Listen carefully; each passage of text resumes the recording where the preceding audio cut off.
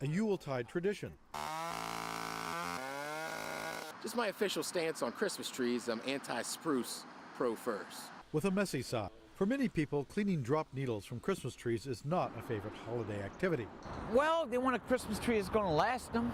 But in the Pacific Northwest, where about a third of the nation's Christmas trees are grown, scientists are working hard to breed trees that don't shed too many needles. The demand for trees to last longer is much higher than it was when I was a kid. Washington State University researcher Gary CHASTAGNER has been working on improving Christmas trees for more than 3 decades.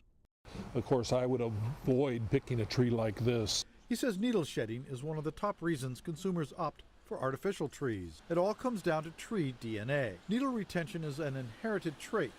If a tree holds needles well, its offspring will too. He cuts branches early in the fall.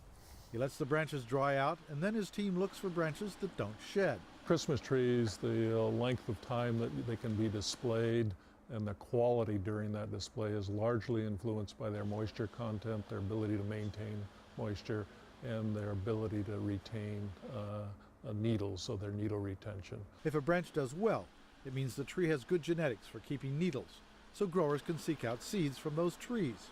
So the goal is to, once we identify those markers, develop some markers to identify those, that genetic difference, then see if we can use those markers to test a population of trees to identify the ones that have good needle retention.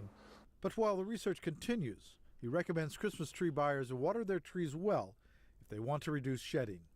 Tom Ritchie, Associated Press.